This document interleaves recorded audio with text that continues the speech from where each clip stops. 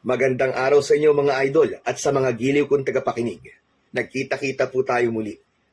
Ako po ang inyong Tito Blair. At sa araw na ito, pakinggan po natin ang kwento ni Makoy at Suping, mga matatanda na pinagkaitan na magkaroon ng anak. Ngunit sa pagpunta nila sa loob ng gubat, ay makikita na nila ang matagal na nilang pinapangarap. Makakatagpo sila ng isang sanggol na magpapabago sa takbo ng kanilang buhay. Ngunit magugulat din sila sa mga katotohanang kanilang malalaman patungkol sa bata. Sino ang batang ito at ano ang kanyang lihim? Matatanggap kaya ng bata ang katotohanan kung ang kaakibat nito ay ang pagkawalay niya sa kanyang kinikilalang mga magulang? Ngunit bago po ang lahat mga idol, huwag nating kalimutang mag-subscribe at i-hit ang notification bell sa ating YouTube channel na The Voice Addict para sa mas marami pang makapigil hiningang kwentong aswang at katatakutan mula sa mundo ng kababalaghan. Simulan na po natin ang kwento. Dahil parehong baog ang mag-asawang Suping at Makoy, itinuon nila ang kanilang pansin sa isa't isa. Ngunit hanggang sa kanilang pagtanda, hindi sila tumigil sa pagdarasal na sana'y bibiyayaan sila ng anak sa kahit na anong paraan mang gustuhin ng Diyos.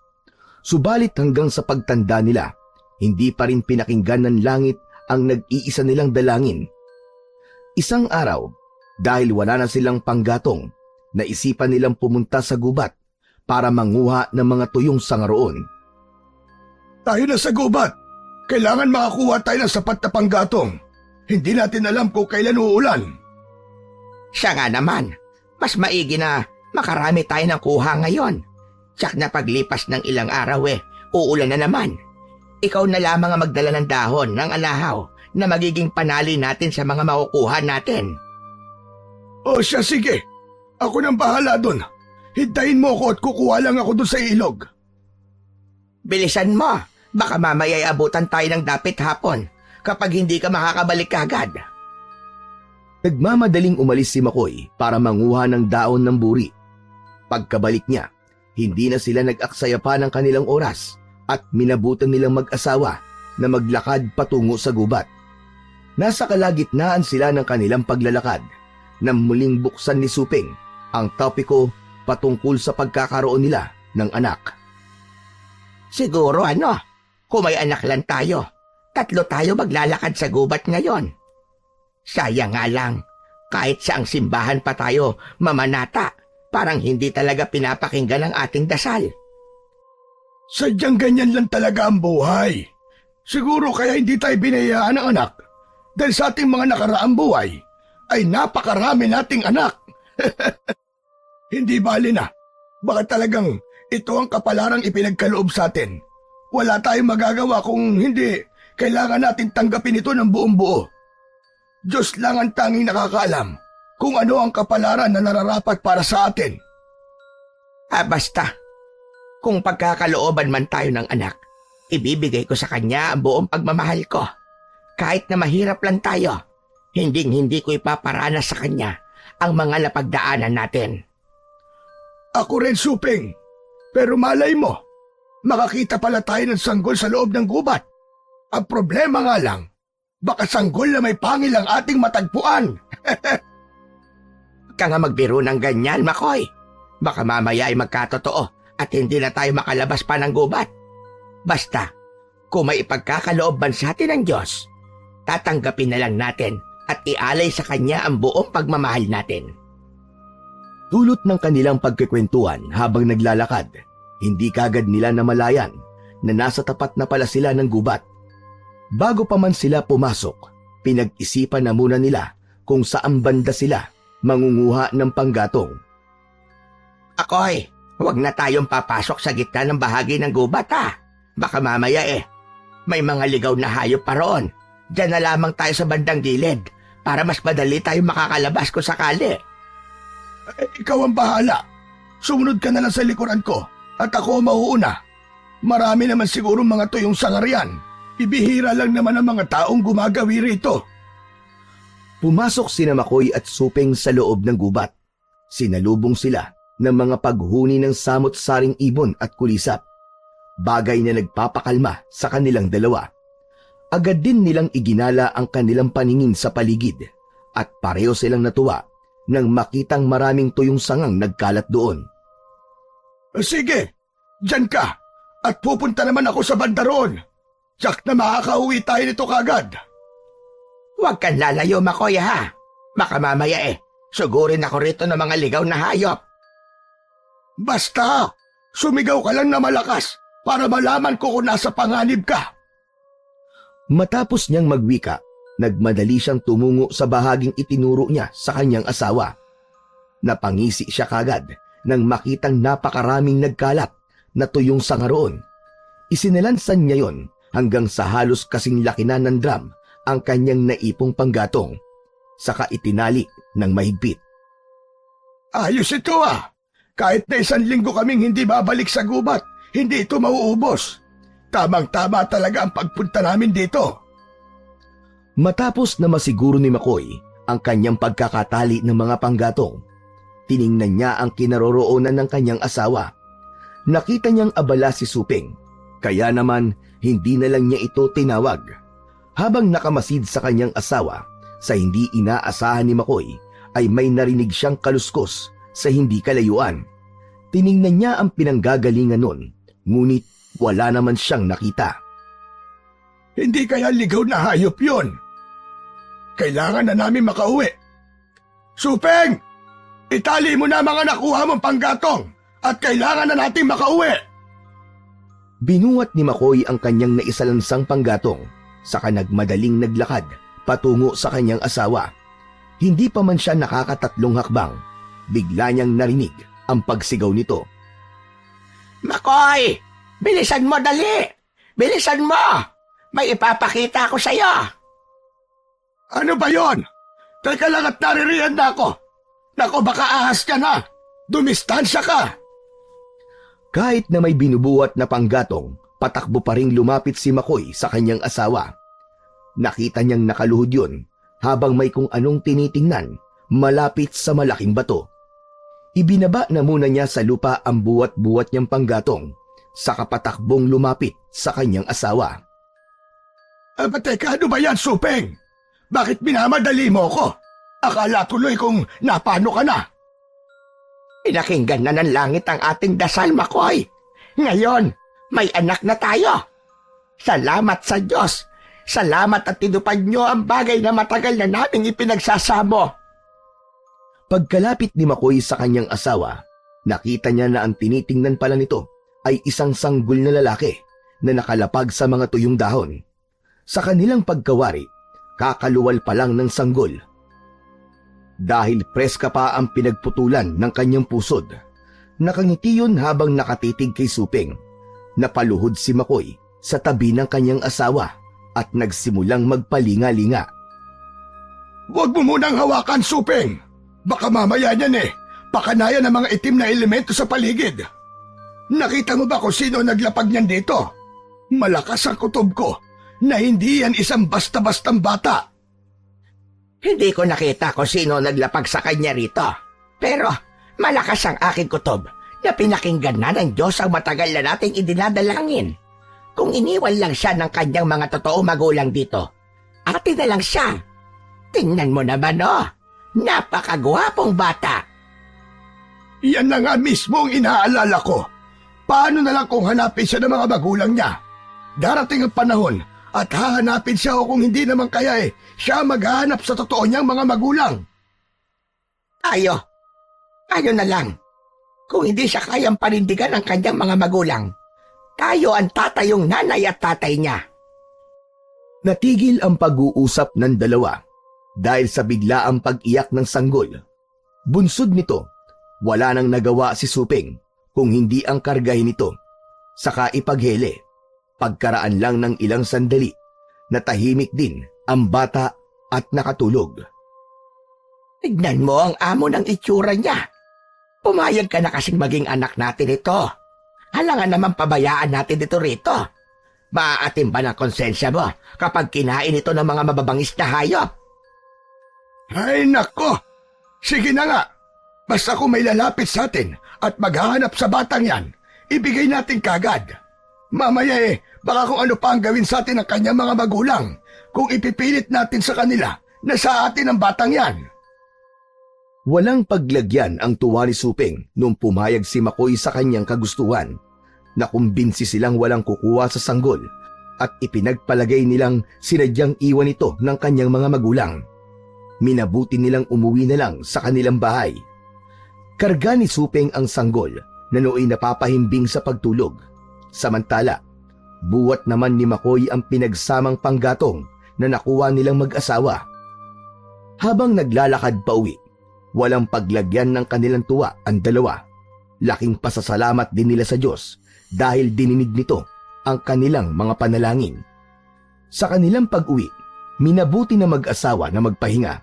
Nang magising ang sanggol, minabuti nilang libangin ito. Akaamo talaga ng kanyang muka. Parang si Niño Jesus.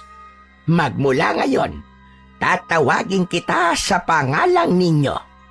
Payag ka ba ron, Tatay Makoy? Oo na, Nanay Supeng. Totally, milagro rin naman ang pagkakatagpo natin sa kanya at ibinigay talaga siya sa atin ng Diyos. Magmula ngayon, ang batang yan ay tatawaging Ninyo. Si Ninyo na anak ni Makoy at Supeng. Napahagikgik naman ang sanggol dahil sa sinubukan nilang kilitiin ito.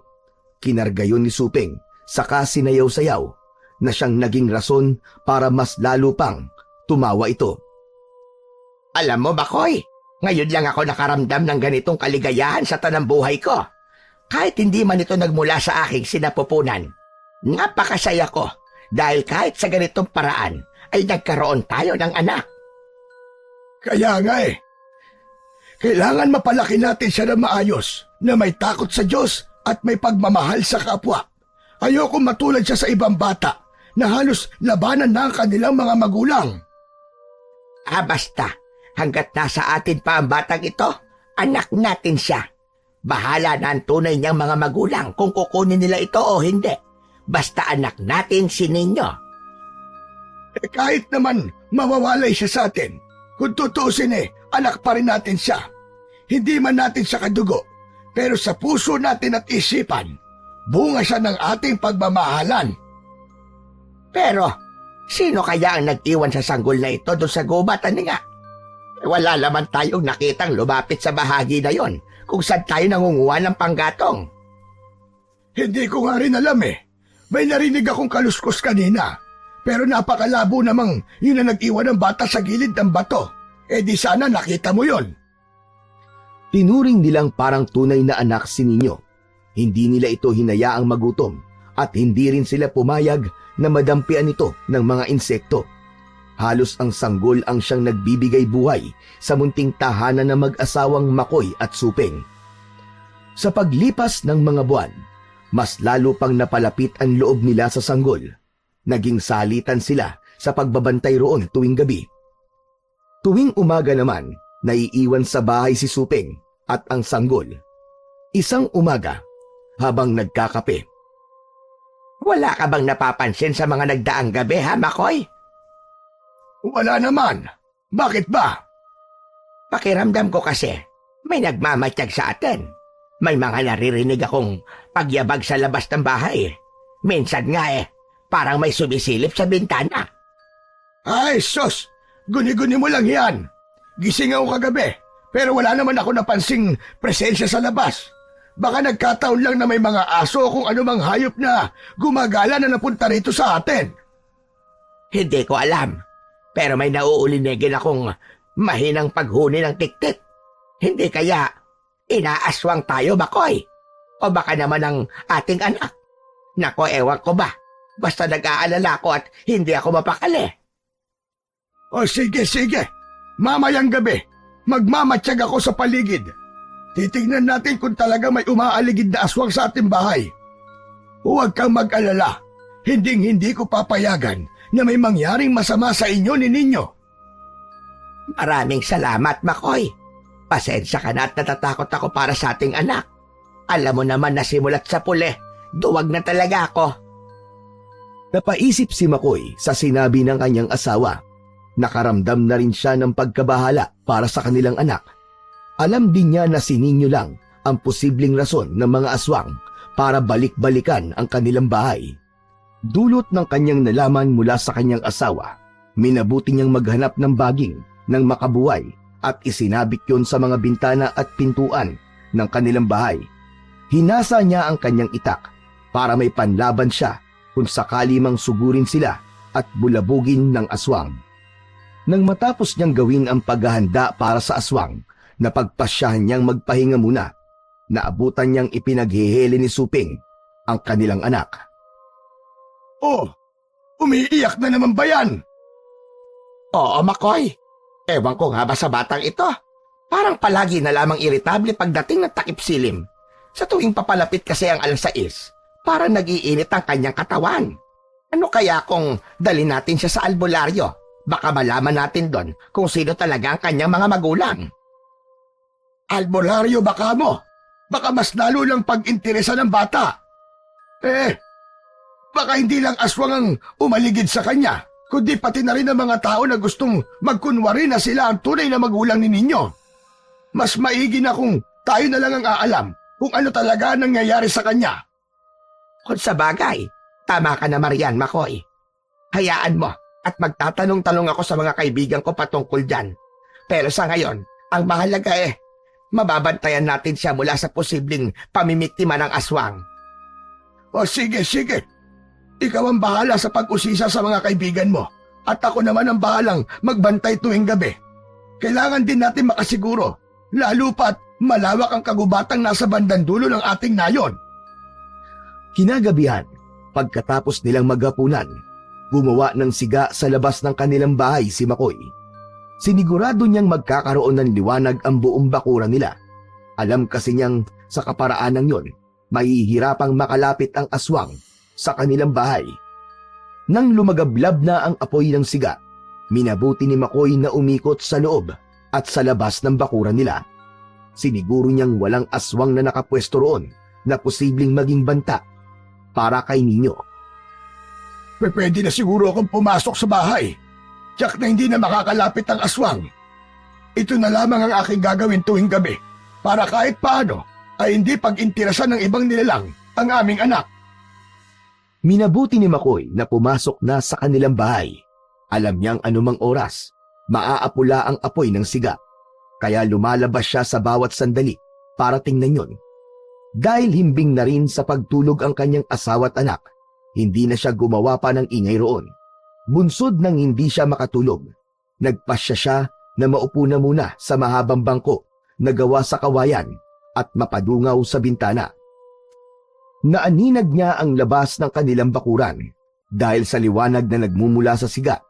Nasa kalagitnaan siya ng kanyang pagkadungaw nang sa hindi niya inaasahan, nakaamoy siya ng sobrang baho. Sinipat niya ng maigi ang buong paligid, ngunit wala naman siyang napansing kakaiba roon. Walang ano-ano.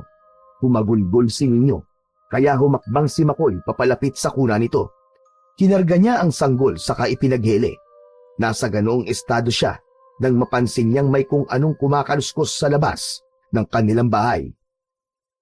Ano na naman kaya yon?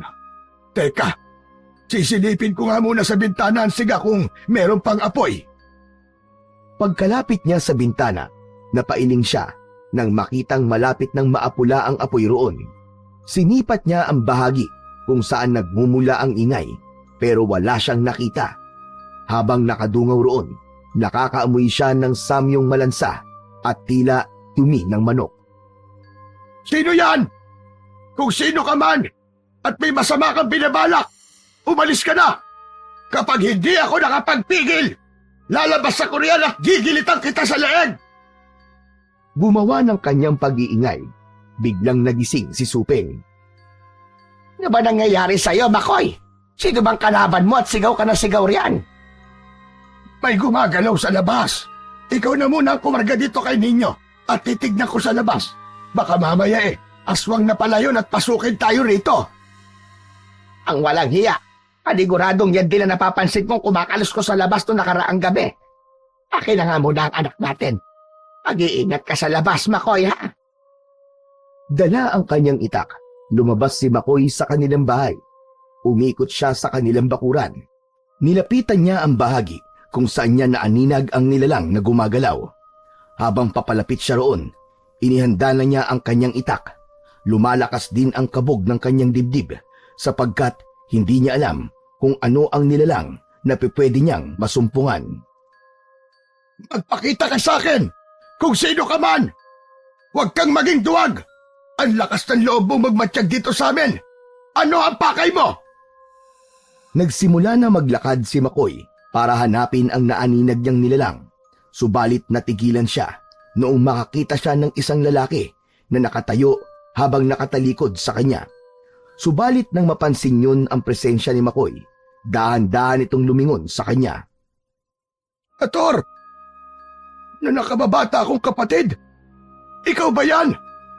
Abay, anong ginagawa mo rito? Oo, kuya. Ako nga to. Nandirito ako para matyagan ang buong baryo nyo. May mga nasagap akong bali-balita na may mga gumagalang aswang dito at kailangan ko masiguro ang inyong kaligtasan. Ang tagal mong nawala. Saan ka ba nagpunta? Ang buong akala ko ay namatay ka na. Iginugol ko ang aking panahon sa pagiging isang ermitanyo. At ngayon, dahil naramdaman ko na sa panganib kayo, nandirito ako para bantayan kayo. Huwag ka mag-alala, kuya.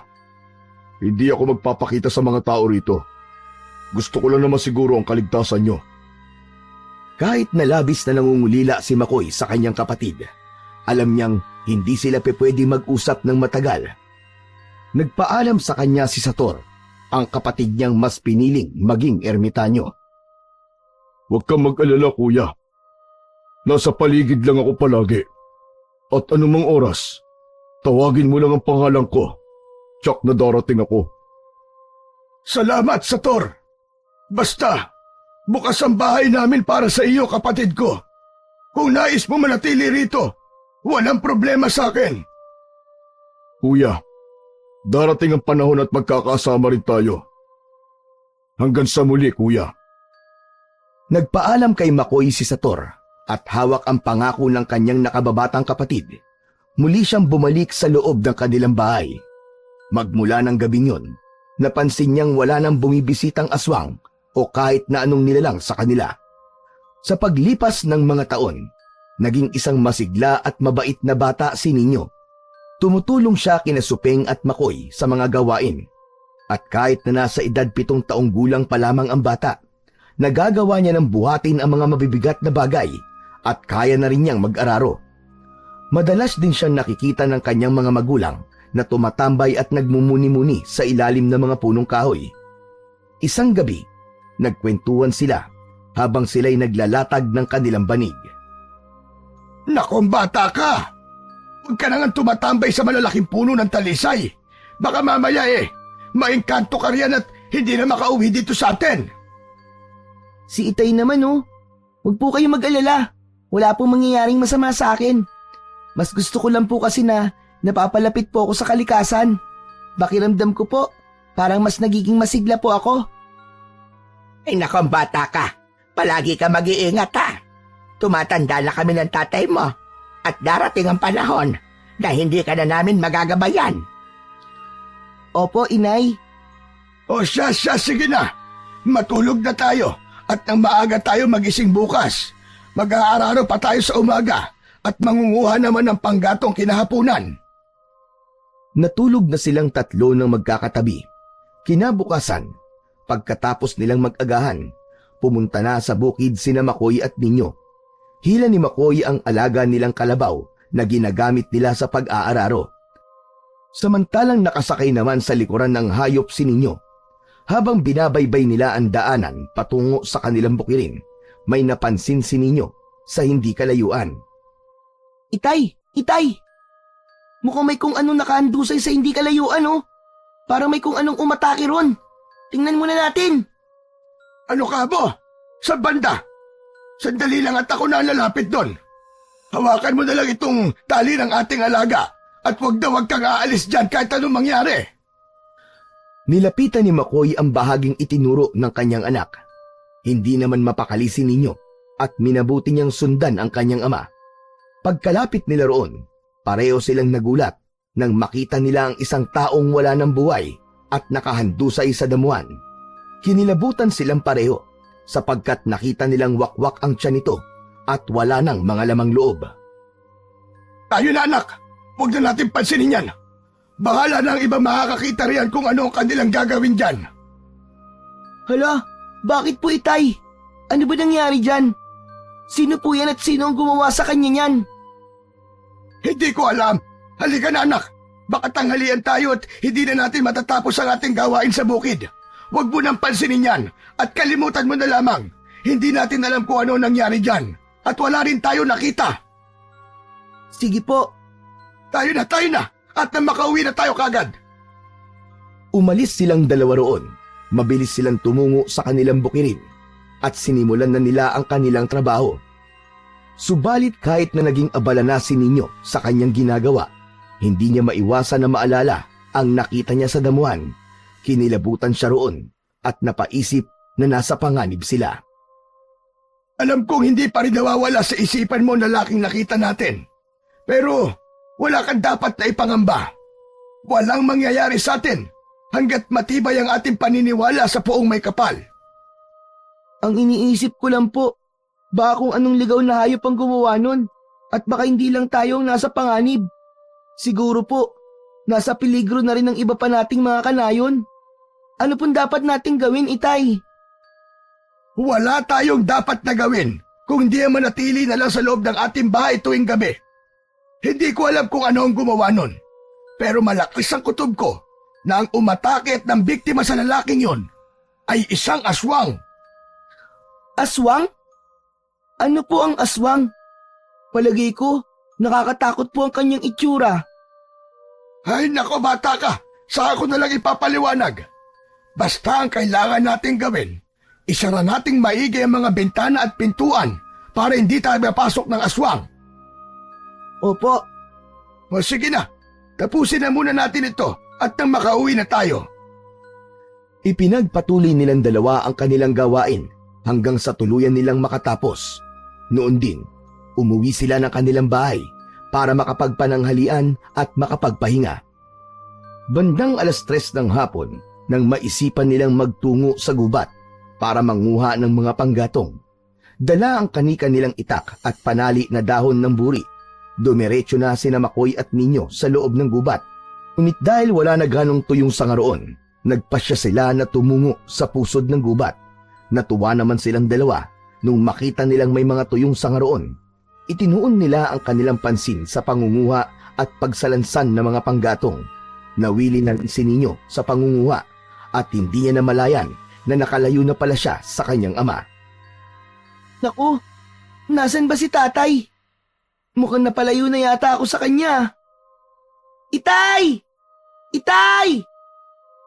Iginala ni Ninyo ang kanyang paningin sa paligid, pero wala siyang ibang nakikita kundi ang mga naglalakihang puno. Itay! Huwag mo akong iwan dito, Itay! Kailangan kong mahanap si tatay. Kailangan kong... Natigilan si Ninyo sa kanyang pagsasalita nang makakita siya ng 2 ahas na tila naglalaban sa kanyang unahan. Marahan siyang napaatras at sa hindi niya inaasahan. Natisod siya at bumagsak sa lupa. Halos lumundag ang puso niya sa takot, pero nang mapalingon sa kanya ang mga ahas ay parehong napayuko ang mga ito. Nakampante rin siya. Napaisip siya kung bakit tila sinaluduhan siya ng mga ahas at parang natatakot ito na umalis. Nang mawala na ang mga ito, napatayo si Ninyo sa kasinimulang hanapin ang kanyang ama. Ngunit kahit saan man siya lumingon at magmatsyag, walang palatandaan na naroroon ang kanyang tatay Makoy. Nasa kalagitnaan siya ng kanyang paglalakad nang may marinig siyang yabag sa kanyang likuran. Kala ko po nawawala na po ako at hindi na niyo ako babalikan. Pasensya na po kayo. Sa paglingon ni Ninyo, nagulantang siya nang malaman niya na hindi niya ama ang may gawa ng mga yabag na kanyang narinig. Isa itong lalaki na may mahabang balbas at nakasuot ng gutay-gutay na damit. May tungkod ito at may mga suot na napakaraming medalyon. Sino po kayo? Maaari niyo po ba akong tulungan para mahanap po ang tatay ko? Ako si Sator. Ako ay isang galang ermitanyo. Ang laki mo na pala. Maaari kitang ihatid sa bahay niyo. Pero sa isang kondisyon. Anong kondisyon? Magkakilala ba kayo ng aking amang si Makoy? Basta po ipangako niyo pong ihatid niyo po ako sa aming bahay. Oo, ako mismo maghahatid sa iyo. Pero alam mo ba, nakita kita kanino nung yumuko sa iyo ang 2 ahas. Alam mo bang makamandag ang mga ahas na yon? Isang tuklaw lang nila sa iyo. Mamamatay ka na pagkalipas lamang ng ilang minuto. Ano? Talaga po? Hindi ko nga rin po alam kung bakit po sila yumuko sa akin at kung bakit natakot sila sa akin. Alam ko ang posibleng dahilan. Pero ipangako mong susundin mo ang aking sasabihin sa iyo. Pagkatapos ito, ihahatid na kita sa inyong bahay. Ano po ang ipapagawa niyo sa akin? Tapusin na po natin para makauwi na po ako. Paniguradong hinahanap na po ako ng aking mga magulang. Halika, pumunta tayo ron. May gusto lang ako subukan. At nang malaman natin ang rason kung bakit natakot sa iyo mga ahas na nakita mo. Sumama si Ninyo sa lalaking nagpakilala sa kanyang Sator. Pagkaraan ng ilang minutong paglalakad, nakarating sila sa tapat ng maliit at mababaw na hukay na halos isang talampakan lang ang lalim. Teka, ano pong gagawin natin dito? Kunin mo ang malakamaong bato na yan at ilibing mo sa mababaw na hukay. Pagkatapos, ay banggitin mo ang katagang sasabihin ko ng 3 ulit. Saka mo suntukin ang bahaging pinaglibingan mo ng bato. Napatango si Ninyo at ibinaon niya ang bato sa mababaw na hukay. Sambitin mo muna ito ng 3 beses habang nakakuyom ang iyong palad. Hutlay, hutlay, mamunglay, kahit batuman o kahoy ay durog. Pagkatapos, gaya ng sinabi ko, suntukin mo ang pinaglibingan ng bato. Sige po. Hutlay, hutlay, mamunglay, kahit batuman o kahoy ay durog. Hutlay, hutlay, mamunglay, kahit batuman o kahoy ay durog. Hutlay, hutlay, mamunglay, kahit batuman o kahoy ay durog. Matapos sambitin ni Ninyo ang orasyon, nakaramdam siya ng kakaibang enerhiya. Pakiramdam niya'y binalot siya nito, kaya natigilan siya. Agad naman siyang sinabihan ni Sator na magtiwala sa Diyos at sa kanyang sarili. Sa kanya suntukin ang ibabaw ng pinagbukayan niya. Sinunod naman ni Ninyo ang sinabi ng ermitanyo at nang matapos niyang gawin ng utos si Sator, biglaan siyang nanlupaypay. Magaling. Sandali lang at hukayin natin ang batong ibinaon mo. Sige po, pero bakit yan ho ang aking ginawa? Para saan po yan? Kapag basag o nagkaroon ng bitak ang bato, panigurado na isa kang bertudes. At yun ang dahilan kung bakit natakot sa iyo ang mga ahas.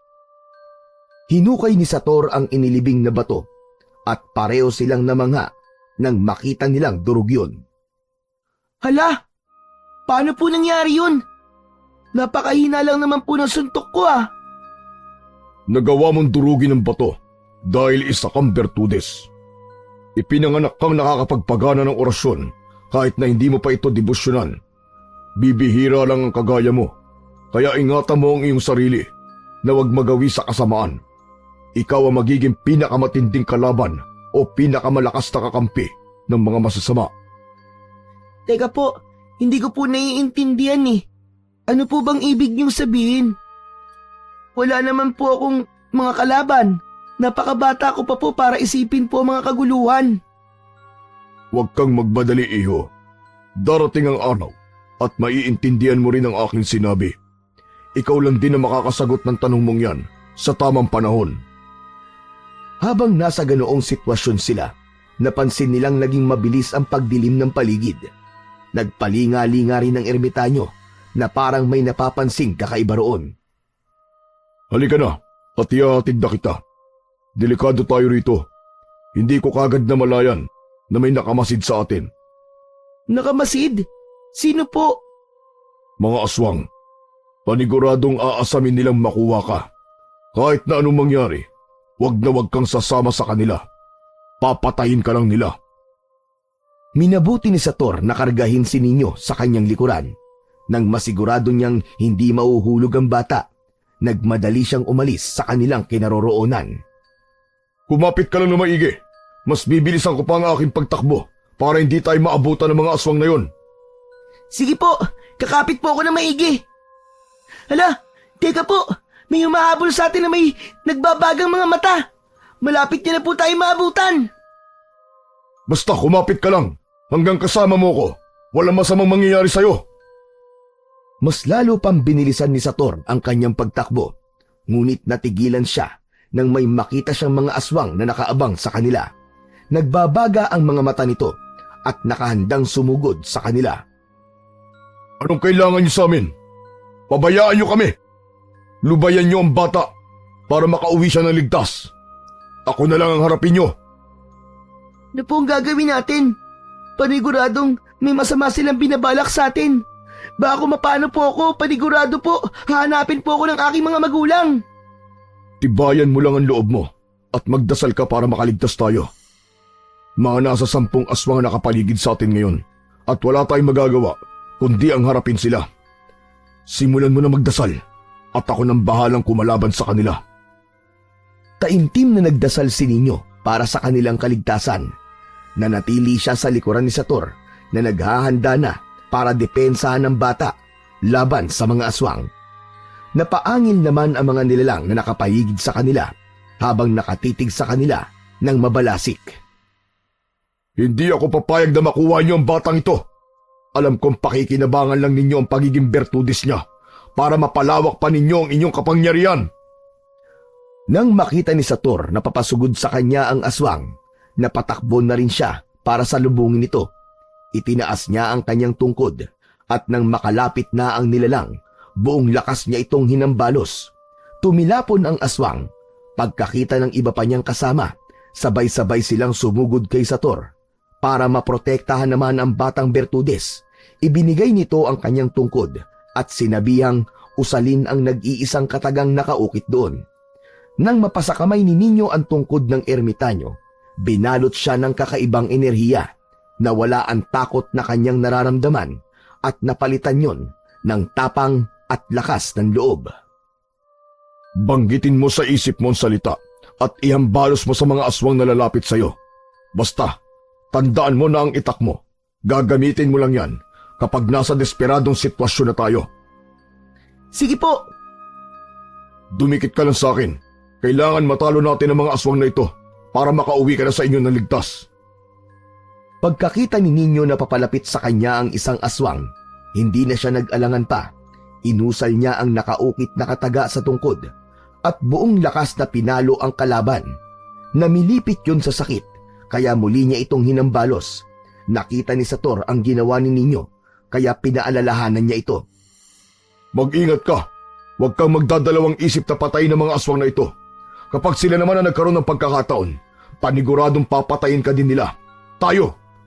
Gamitin mo ang iyong itak at tuluyan mo ang aswang na yan. Huwag mo nang bigyan pa ng pagkakataon. Napatango si Ninyo sa sinabi ng ermitanyo. Pagkakita niyang marami ang kinakalaban ni Sator, binalak sana niyang tagain ang aswang para matulungan ng kanyang kasama. Napaitad na lang siya nang may lumundag sa kanyang likuran na naging rason para matumba siya.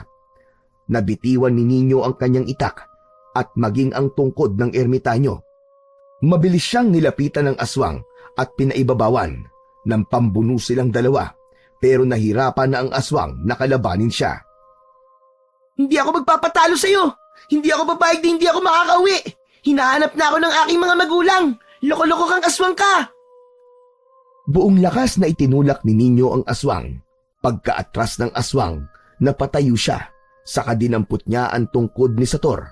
Sinambit niya sa kanyang isipan ang katagang nakaukit doon, sabay palo sa bandang leeg ng aswang. Lahat ng mga aswang na naroroon at maging ang ermitanyo ay napalingon na makarinig sila ng ingay.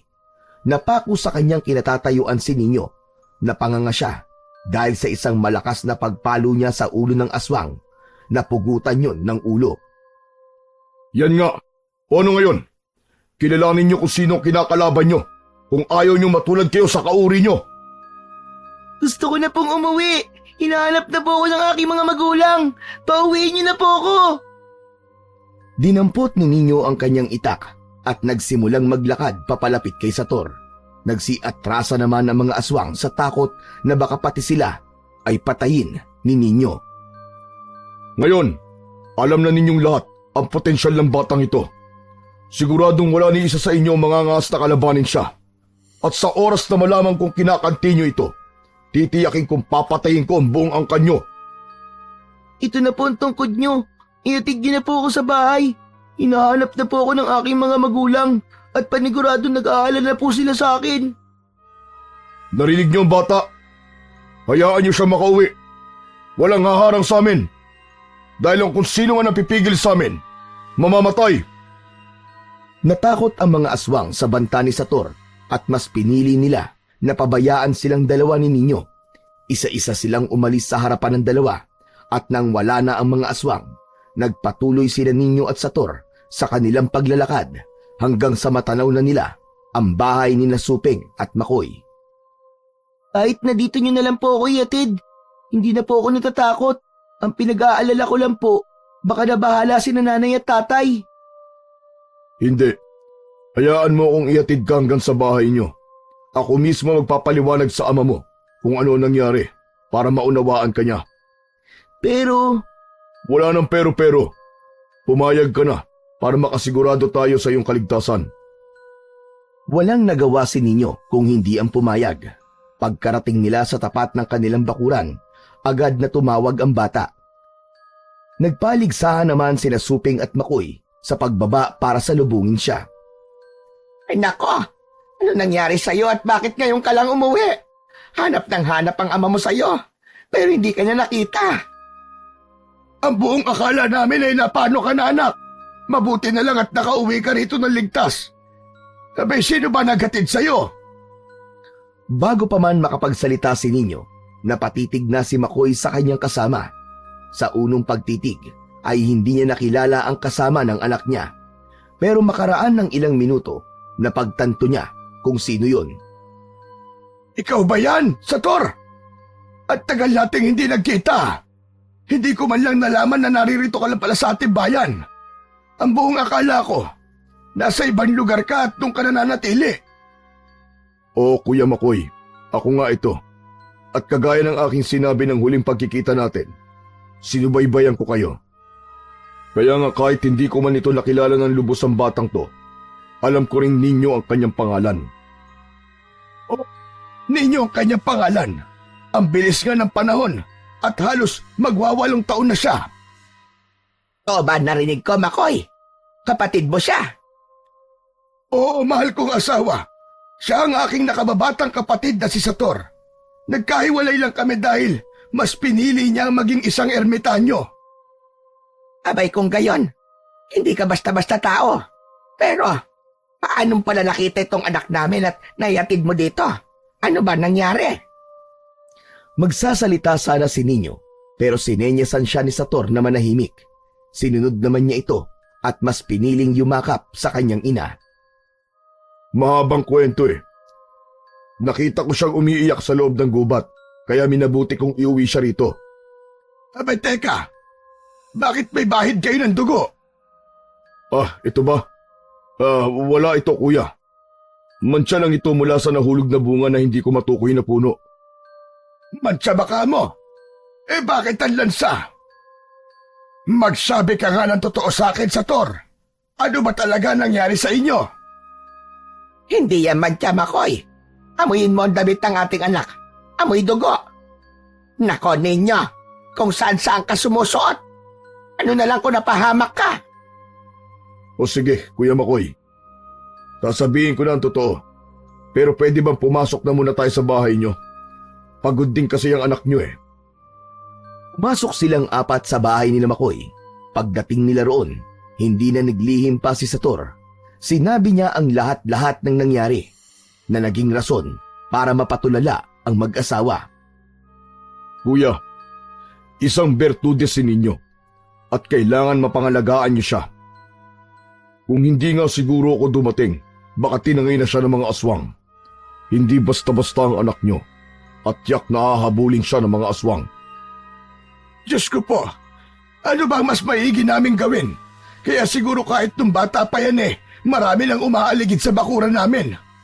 Nawala lang yon nung dumating ka na at sinabing magbabantay ka palagi sa paligid namin. Huwag kayong mag-alala, kuya. Gagabayan ko siya para mas mahasa pa niya ang kanyang kakayahan. Sa ganung paraan, malalaman na ninyo kung paano niya makokontrol ang kanyang taglay na kapangyarihan. O sige, ipagkakatiwala namin siya sa iyo. Dumito ka na lang sa aming bahay at nang maturuan mo siya ng mga bagay na dapat niyang malaman. Alagaan mo siya, kagaya ng pag-aalaga namin sa kanya. Oo, kuya. Ako nang bahala sa kanya. Alam ko kasing hindi magtatagal at lulusubin tayo ng mga aswang, kaya kailangan na rin natin maganda. Diyos na mahabagin! Huwag naman sanang ipahintulot ng langit na sinabi mo. Hindi ko alam kung ano ang aking gagawin kung susugurin tayo ng mga aswang. Huwag ho kayo mag-alala, ate. Hindi ko kayo pababayaan.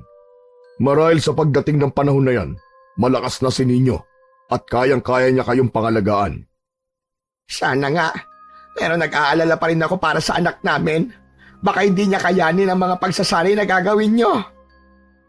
Pabayaan na lamang natin si Sator. Alam niya ang kanyang ginagawa, Supeng. Basta, patuloy pa rin natin gagabayan at aalagaan ang anak natin. Hindi rin natin alam kung kailan tayo kukunin na may kapal. Huwag ka naman magsalita ng ganyan, kuya. Mabubuhay pa kayo na matagal at masasaksiyan pa ninyo na magkaroon ng apo mula kay ninyo. Napatitig si Sator sa bata at parang may kung anong emosyon ang sasabog sa kanyang kalooban. Matapos ng kanilang naging usapan, nagpasya silang apat na maghapunan. Hinayaan na muna nilang nakatulog si Ninyo bago magkwentuhan patungkol sa mga nangyari. Nasa kalagitnaan sila ng kanilang pagkikwentuhan nang matahimik si Sator at napatulala. May problema ba? Bakit bigla ka natahimik? Hindi ko alam kung paano sasabihin sa inyo. Pero Ano ba ang gusto mong sabihin? Sige na at makikinig kami ng ate mo. basta, huwag kayo mabibigla. Sana pagkatapos ninyo malaman ng totoo, hindi niyo ako itatakwil. Wala naman akong balak na agawin sa inyong bata. Parehong napakunot ng noo ang mag-asawa. Ano bang ibig mong sabihin? Sige na, hindi kami magagalit at hindi magbabago ang tingin namin sa iyo. Sige na, Sator. Sabihin mo na sa amin ang gusto mong sabihin. Naghihintay kami. Napatitig si Sator sa mag-asawa, saka ito napayuko.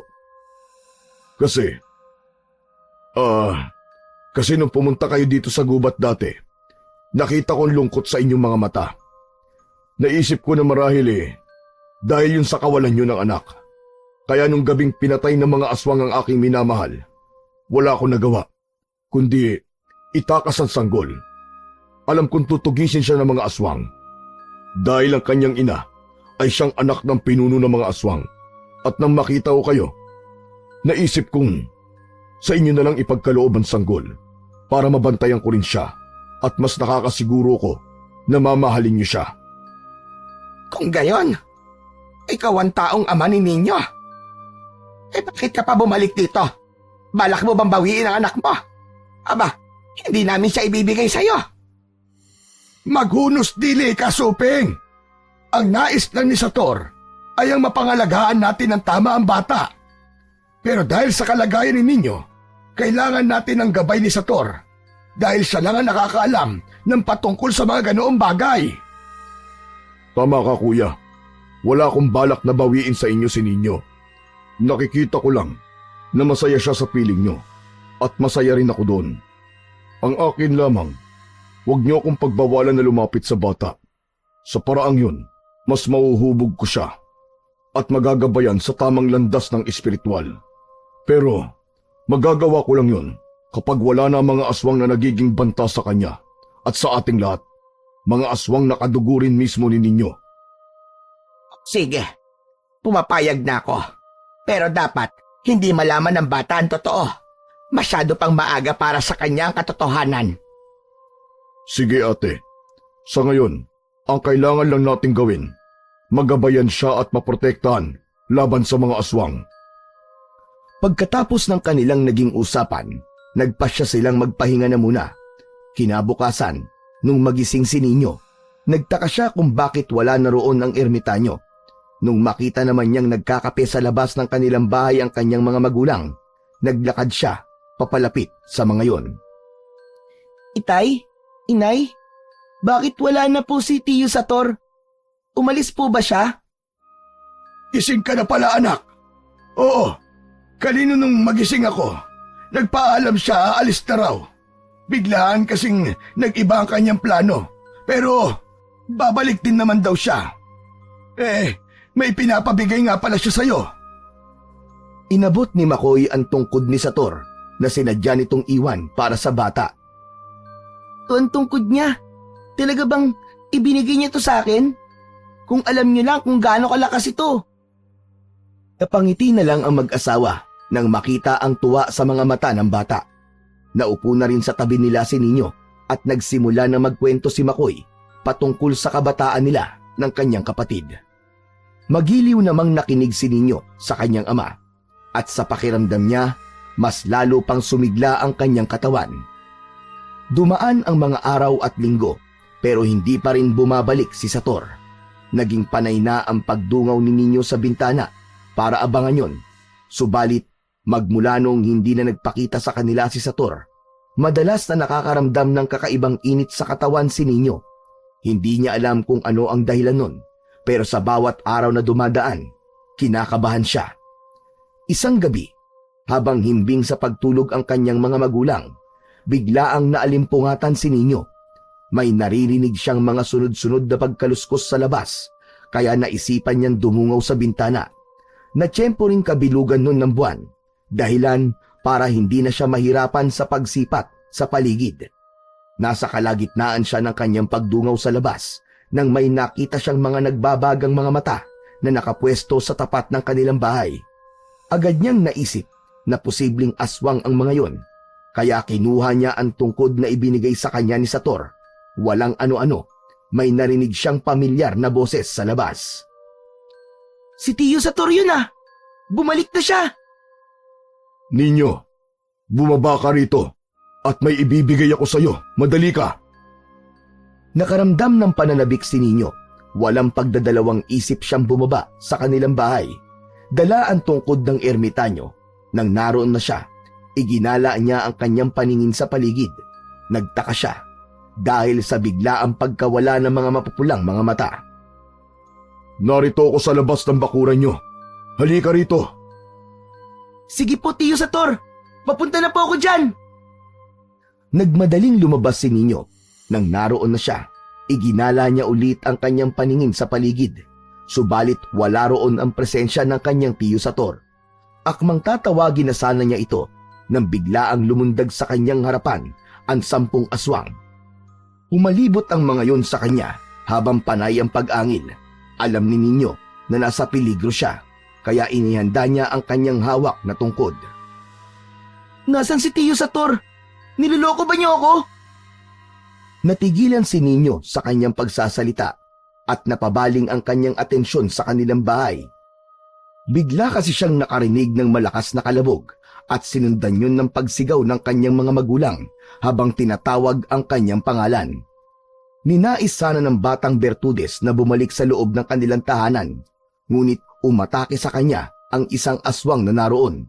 Walang nagawa si Ninyo kundi ang protektahan ng kanyang sarili kahit pa na wala siyang alam sa pakikipaglaban. Nagdasal siya na sana'y magkaroon siya ng lakas. Pagkatapos nito, inusal niya ang katagang nakaukit sa tungkod. Pagkalapit sa kanya ng aswang, buong lakas niyang pinalo yun ng tungkod. Isang malakas na paghiyaw ang namutawi sa mga labi ng aswang at kasabay nun, tumilapon siya sa iba niyang mga kasamahan. Kung hindi kayo aalis dito at papabayaan na lang kami mamuhay ng tahimik, papatayin ko kayong lahat! Tinawanan lang siya ng mga aswang. Napailing naman si Ninyo at nang makita niyang papalusob sa kanyang pwesto ang 3 aswang, mabilis niyang inilagan ang mga ito. Bago pa man siya masunggaban ng mga aswang, inihanda na ni Ninyo ang hawak niya. Nang sandaling yun, pakiramdam niya'y gumaan ng sobra ang kanyang katawan. Pagkalapit sa kanya ng isang aswang, pinalo niya ito sa ulo at naging dahilan yun para mabuwal sa lupa ang aswang. Nakita ng dalawa pang aswang ang ginawa ni Nino, kaya lumundag ang dalawa patungo sa kanya. Mabilis na paatras si Nino at hinambalos niya ng tungkod ang aswang sa bandang tiyan. Napaungol ang aswang at namalipit sa sakit.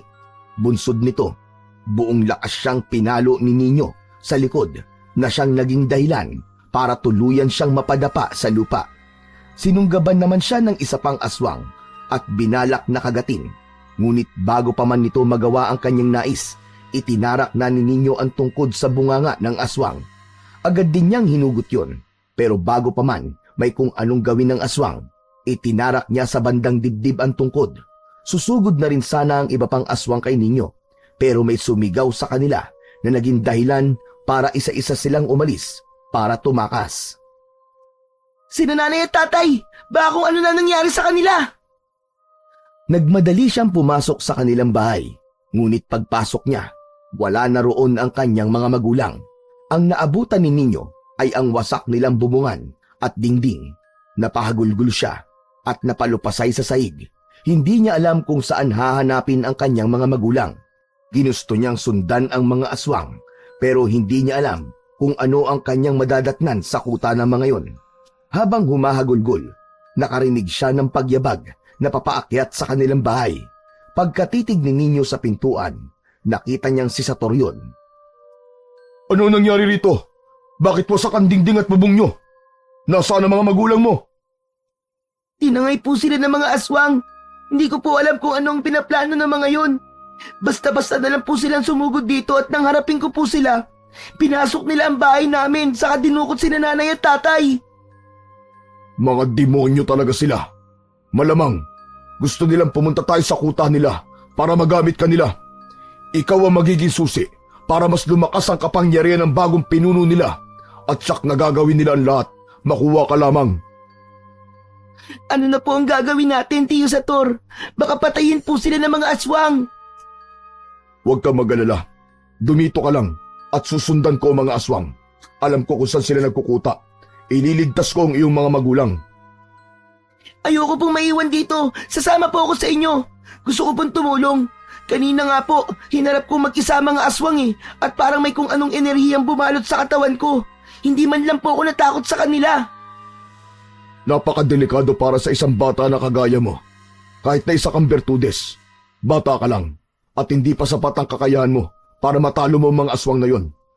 Malalakas sila. Hindi. Ayoko. Hindi po ako papayag na maiwan dito. Nakasalalay po rito ang buhay ng aking mga magulang. Sige na po. Sasama po ako sa inyo, Tiyo Sator. Tutulong ako. Gusto kong iligtas ang aking mga magulang. O sige, gamitin mo ang tungkod mo at akin naman ang itak ko. Walang nagawa si Sator. Minabuti niyang basbasan si Nino para maging mas malakas ito at magkaroon ng kabal sa kakunat sa katawan. Pagkatapos ng maikling ritual, binigyan ni Sator ng isang medalyon si Nino. May pinainom din siyang banal na tubig kay Nino. Nang sa gayon, hindi ito madaling magutom at mauhaw. Ang medalyong yan ay magiging medium mo sa iyong gabay. Sa tulong yan, mas magiging malapit ka sa kanya at gagabayan kanya sa lahat ng pagkakataon. Tayo na, dalin mo ang tungkod mo at maglalakbay na tayo patungo sa kinukutaan ng mga aswang. Sige po, Tiyo Sator. Handa na po ako para sa aking paglalakbay. Alam ko pong sa tulong nyo, makakaya nating iligtas ang aking mga magulang. Dahil sa naging basbas ng ermitanyo kay Nino, mas lalo siyang nagkaroon ng lakas ng loob. Alam ni Sator na ang ginamit niyang basbas ay mataas na uri ng karunungan at inilipat niya ang kakayahan ng isa sa mga ninuno nilang mandirigma, kaya kampante siya na magagawa niyang mapagtagumpayan ang laban nila sa aswang. Kahit pa na walang sapat na pagsasanay ang batang Bertudes, naglakbay silang dalawa at umakyat sa dalawang bundok. Hindi naging alintana kay Nino ang matarik na daanan dahil ang nasa isipan niya ang kanyang mga magulang. Noong lumaon, nakarating sila sa isang nayon na napapaligiran ng bakod na gawa sa kung anong baging. Nandirito na tayo. Kailangan nating mag-ingat. Malakas ang pandama ng mga aswang at anumang sandali, malalaman nila ang ating presensya. Sumunod ka lang sa akin. Sige po, Tiyo Sator. Pumasok sina Ninyo at Sator sa loob ng kuta ng mga aswang. Habang payukong naglalakad, napatakip sa kanyang ilong ang batang Bertudes dahil sa malansang amoy ng paligid. Dahil hindi naman kataasan ng bakod, hindi sila nahirapang makapasok doon. Nang nasa loob na sila ng kuta, iginala nila ang kanilang paningin. Nagmatsyag sila sa paligid hanggang sa may narinig silang yabag na papalapit sa kanilang kinaroroonan. May mga aswang na papalapit. Magtago ka at haharapin ko sila. Nariyan na sila, Tiyo. 4 sila. Pagtulungan na lang natin sila para madali natin sila maitumba. Inihanda ng dalawa ang kanilang sarili sa paglapit ng 4 na aswang. Nang nasa tapat na ng kanilang pinagtataguan ng mga ito, lumabas sina Ninyo para harapin ng mga ito. Hindi inaasahan ng 4 na aswang ang presensya ng dalawa, kaya hindi kagad sila nakagawa ng kung anumang aksyon. Tinaga ni Sator ang isang aswang sa leeg at itinarak naman ni Ninyo ang tungkod niya sa tiyan ng isa. Naging rason yun para mabuwal ang aswang. Pagkakita ng dalawa pang mga aswang sa ginawa ni Ninyo, mabilis silang sinunggaban ng ermitanyo. Nagpumiglas si Sator. Nais sanang tulungan ni Ninyo ang ermitanyo, pero sumenyas ito na umalis na. Hanapin mo na ang iyong mga magulang at iligtas. Ako nang bahala rito. Kayang-kaya ko sila. Sige po, Tiyo Sator. Sumunod ka lang po sa akin, ha, pagkatapos niyo po dyan. Bago umalis si Ninyo, buong lakas niyang pinalo sa ulo ang aswang na nauna na niyang tinarakan ng tungkod sa tiyan. Dahil nag-ibayo na ang kanyang lakas, nabasag ang bungo ng naturang aswang. Matapos niyang gawin yon, napalingon pa si Ninyo sa ermitanyo. Nakita niyang nakikipagpambuno pa rin to sa aswang, kaya nagpasya na siyang tumakbo palayo roon. Hinanap niya ang kanyang mga magulang para hindi siya madaling makita. Dumaan siya sa bandang gilid ng nayon. Nasa kalagitnaan siya ng kanyang pagtakbo nang makita niya ang isang aswang na tila may hinahanap. Mabilis siyang tumakbo para lapitan ito. Bumuelo pa siya at saktong pagkalapit niya roon, buong lakas niyang pinalo yun ng tungkod sa batok. Pagkabuwal ng aswang, inibabawan siya ni Ninyo. Loko-loko kang aswang ka. Sabihin mo sa akin kung nasa naroroon ang aking mga magulang. Ang mag-asawa na dinukot nyo. Sabihin mo! Sabihin mo! Napangisi lang ang aswang at hindi man lang nagsalita. Sinubukan niyang lumaban kay Ninyo, pero nahintakutan ang aswang nang malaman niya kung sino ang umiibabaw sa kanya. Inambahan ng batang Bertudes ang nilalang na yon, natatarakan ng tungkod ng bunganga. Subalit kahit na anong gawin niya, hindi pa rin nagsasalita ang aswang. Matapang ka talaga, ha? Kung hindi ka magsasalita at kung hindi mo ituturo, papatayin na lang kita. Total, yan din ang gusto kong gawin sa inyong lahat. Agad na umiling ang aswang. Sinabi niyang ituturo niya kay Ninyo ang kinalalagyan ng mga magulang nito. Basta hindi lang siya papatayin. Hinayaan naman ng bata na makatayo ang aswang at binalaan na kapag gumawa ng hindi kaaya-aya ay bigla siyang papatayin nito. O sige, tayo na. May usapan tayo, ha? Hindi na dapat tayo mag-aksaya ng oras. Nagsimulang maglakad ang dalawa. Nauna ang aswang at nasa likuran naman si Ninyo. Habang naglalakad, nakaramdam ng kakaiba si Ninyo. Alam niyang may mali, kaya inihanda niya ang kanyang sarili. Iginala niya ang kanyang paningin sa paligid, pero nagtaka siya dahil wala man lang ibang aswang na naroon. Alam ni Ninyo na may mali roon, pero patuloy niyang sinundan ang aswang at umasa na dadalhin siya nito sa kanyang mga magulang. Makaraan ang ilang minutong paglalakad, nakita ni Ninyo ang kanyang mga magulang na nakagapos sa isang malaking punong kahoy. Napapaligiran yun ng mga sulo, kaya napakaliwanag ng paligid. Dahil sobrang tahimik doon, mas lalo pang naging masama ang kutob niya. Nagpatuloy sila sa kanilang paglalakad hanggang sa napansin ni Ninyo na may nakadapa sa madilim na bahagi. Nagbabaga ang mga mata nun, kaya alam niyang mga aswang sila. Walang ano-ano, may narinig na mga yabag si Ninyo at nang lumingon siya, nakita niyang may papasugod sa kanyang mga aswang na hindi bababa sa 10 ang bilang. Noon din, sumigaw ang aswang na sinusundan ni Ninyo kaya bumangon din ang mga aswang na nakadapa para sumugod sa kanya. Nagulat doon ng batang Bertudes at dahil sa galit niya, buong lakas niyang hinampas ng tungkod ng aswang at nabuwal yun sa lupa. Agad din niyang nilapitan ito, sinakal, saka ginamit bilang panakot sa iba pang aswang para hindi siya lapitan ng mga ito. Habang nasa ganoong sitwasyon sila, may narinig silang isang sigaw. Sinipat ni Nino ang pinagmumula nun at nang malaman niyang si Sator yun, ali niya kagad ang leeg ng aswang na kanyang sinasakal. Matapos yun, tumayo siya at tinulungan ng ermitanyo sa pakikipaglaban sa mga aswang. Mas lalo pang nag-ibayo ang kanyang galing at sa pinagsamang lakas nilang dalawa, siya bilang isang batang Bertudes at si Sator na isang ermitanyo, hindi sila nahirapang talunin ng mga aswang na naroon. Puntahan mo ang iyong mga magulang at iligtas. Kailangan kong hanapin si Barukan, ang pinuno ng mga aswang. Sige po, Tiyo. Mag-iingat po kayo. Pagkatapos ko pong iligtas si Nanay Suping at Tatay Makoy, tutulungan po kita para mapatay ang pinuno ng mga aswang. At mamadaling tumakbo si Nino para puntahan ng kanyang mga magulang. Hindi niya nanilingon pa ang ermitanyo at minabuting ituon na muna ang sarili sa kanyang misyon. Habang papalapit siya sa punong pinagkagapusan ng dalawa, hindi inaasahan ni Nino may napansin siyang kakaiba. Para kasing parehong tulog ang kanyang mga magulang. Gayunpaman, nilapitan niya ito at nang ilang metro na lang ang layo niya sa mga ito, nagsimula ng tumulo ang kanyang mga luha. Nakita niyang duguan ng dalawa at parehong nakayuko. Nakita rin niyang wakwak ang dibdib ng kanyang ina at may mga kalmot naman ang kanyang ama. Pagkalapit niya roon, nakumpirma niya ang kanyang nakita at napagtantong wala ng buhay ang kanyang ina at napabaling naman ang kanyang pansin kay Makoy. Nang marinig niya itong napaungol ng mahina, sinubukan niya itong kalagan pero panandalian lang siyang natigil nang makitang umiiyak ang kanyang ama. Itay! Patawad po't nauli ako ng dating. Kung hinabol ko po agad ang mga aswang na yon, tiyak po na hindi kayo magkakaganito. Patawad po! Wala kang kasalanan, anak. Ang punot dulo nito ay ang mga aswang. Sila ang may kasalanan. Sila ang pumatay sa iyong ina at sila rin ang gumawa nito sa akin.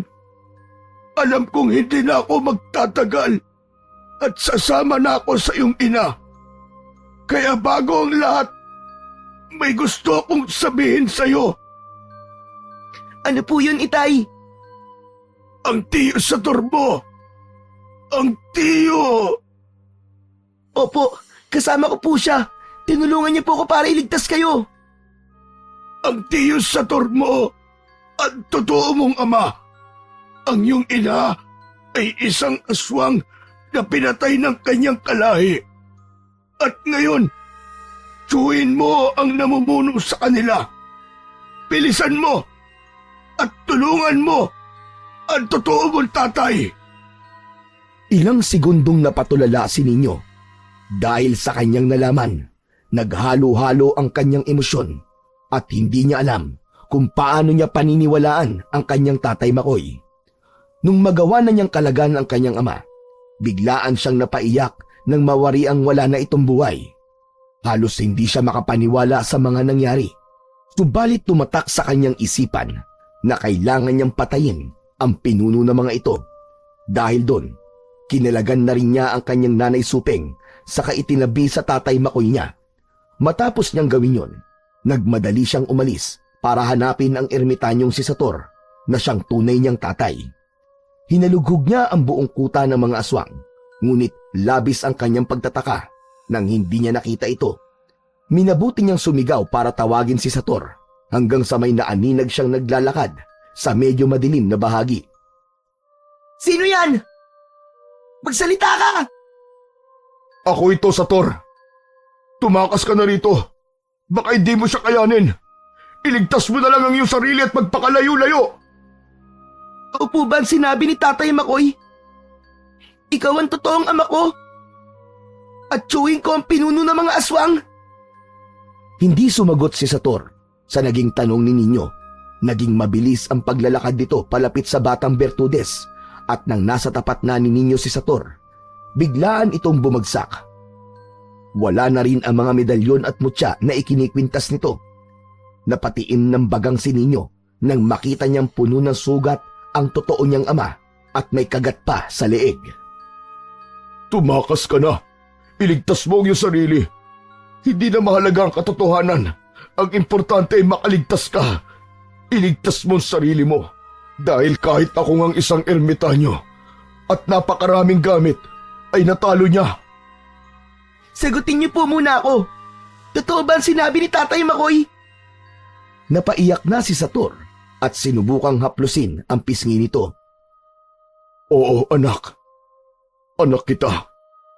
Kinakailangan kitang ibigay sa Tiyo Makoy at Tiya Supeng mo na itinuring mo mga tunay mo magulang dahil tinutugis ako ng mga aswang. Ang mga aswang na yun, ang kalahi ng iyong ina.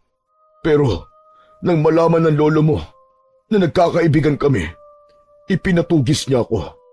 Nang hindi niya ako mahanap, pinatay niya ang nanay mo. Mabuti na nga lang at may isa akong kaibigan. Sa nasasakupan ng lolo mo, itinakas ka niya at ibinigay sa akin. Yun nga lang, nang malaman ng lolo mo ang ginawa niya, pinatay rin siya nito. Hindi ko na alam kung ano ang sumunod na nangyari. Nalaman ko na lang ng Tiyo Barukan mo ang naging pinuno ng mga aswang. Mga hayop sila. Papatayin ko sila. Ipaghihiganti ko si Inay, si Nanay Supeng at Tatay Makoy. At maging ikaw, Itay. Tumakas ka na lang dito. Bilang ama mo, sundin mo ang gusto ko. Yun ang huling pakiusap ko sa iyo, anak. Hindi po. Ipaghihiganti ko kayo. Hintayin niyo lang po ako dito at babalikan ko po kayo dito. Sandali lang po. Walang nagawa si Sator sa kagustuhan ng kanyang anak. Napatitig na lang siya rito at hindi nakapagsalita dahil sa labis na siyang nangihina. Nagsimula na rin maglakad si Nino para hanapin ang pinuno ng mga aswang.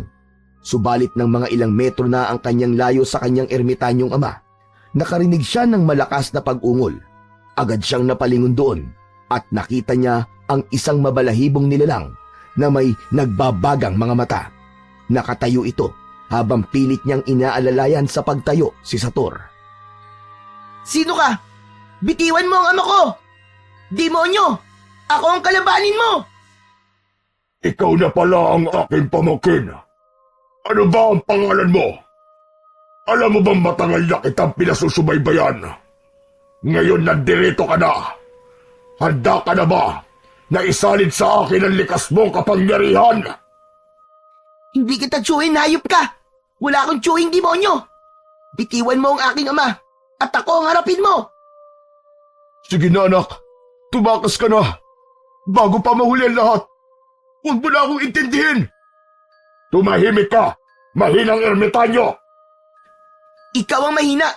Kung talaga malakas ka, hindi ka papatol sa mahina at sugatan. Tayo ang maglaban at alamin natin kung sino mas malakas sa ating dalawa! Napangisi ang pinuno ng mga aswang at binitiwan niya si Sator. Sa isang pagkisap ng mga mata ni Nino, mabilis itong tumakbo para sugurin siya.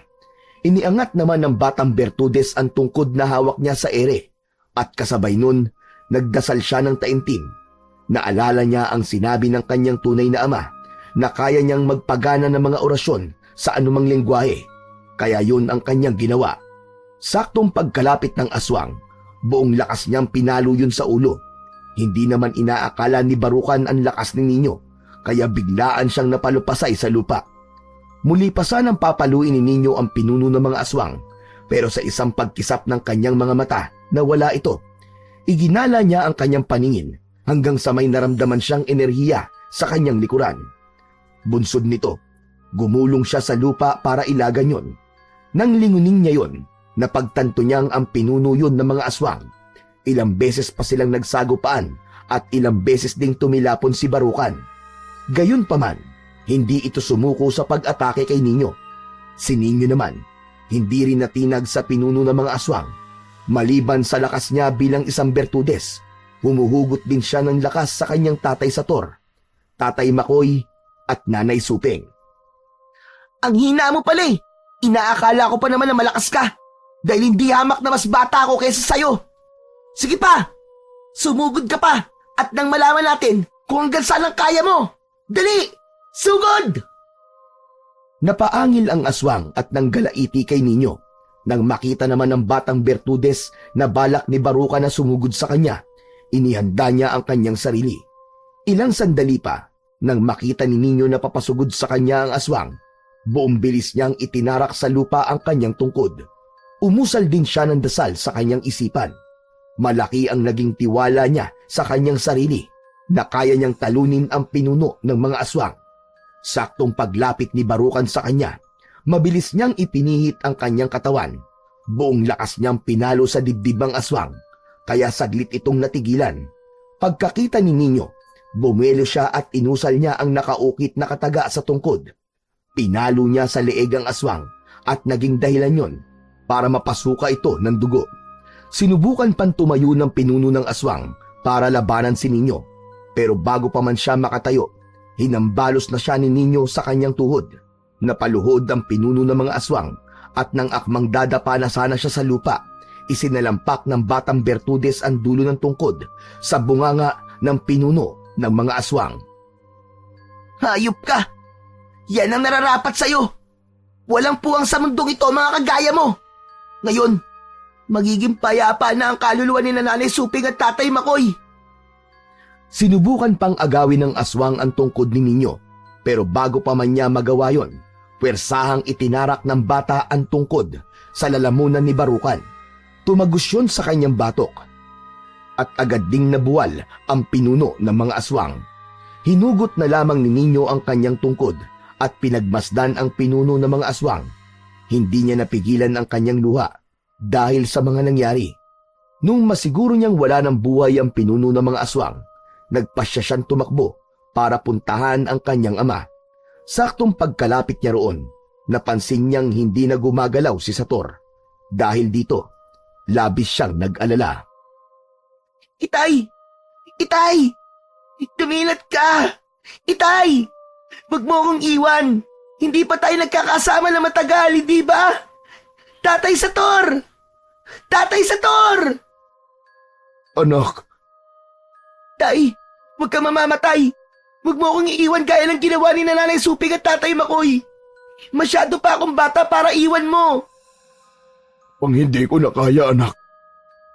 Anumang oras, bibigay na ang aking katawan. Napahagulgol si Ninyo. Hindi niya alam kung ano ang dapat niyang gawin. Ilang sandali pa, naisipan niyang ipahawak sa kanyang ama ang tungkod. Taimtim namang nagdasal si Ninyo. Tinawag niya ang lahat ng mga santong kilala niya. Humingi rin siya ng pabor sa mga diwatang nakatira sa paligid nila. Habang ginagawa niya yon, umiiyak siya. Tulungan niyo po ang aking tatay para magkaroon po siya ng lakas at hindi siya mamatay. Maawa na po kayo! Habang nasa ganoong sitwasyon sila, bigla ang umulan ng malakas. Himala naman na nanumbalik ang lakas ni Sator, kaya gano'n na lamang ang pagpapasalamat ni Ninyo. Napayakap siya sa kanyang ama at nagpasalamat din ito. Nang makatayo na si Sator, minabuti nilang dalawa ni Ninyo na kunin ang bangkay ni Suping at Makoy at inilibing nila yon sa labas ng kuta ng mga aswang. Kapag may oras tayo, bibisita tayo rito. Panigurado naman na wala na ang aswang na magkukuta dito. Dahil matatakot sila dahil sa sinapit ng kanilang mga kalahi. Kaya nga po, Itay. Sa wakas po, wala nang aswang ang mag-aasik ng takot. Sayang nga lang at hindi nakaligtas si Nanay Suping at Tatay Makoy. E di sana, 4 tayong makakauwi. Nagsimula silang maglakad pauwi. Habang naglalakad, isinalaysay ni Sator kay Ninyo kung paano sila nagkakilala ng ina nito. Sa kabila ng lungkot na nadama ni Ninyo dahil sa nangyari, hindi niya rin maipagkakailang natuwa siya dahil kasama na niya ang kanyang tunay na ama. Dahil alam ni Sator kung gaano kahirap ang buhay ng isang ermitanyo, minabuti niyang ilayo sa lugar na yon si Ninyo. Tumungo sila sa syudad at doon namuhay sila ng tahimik.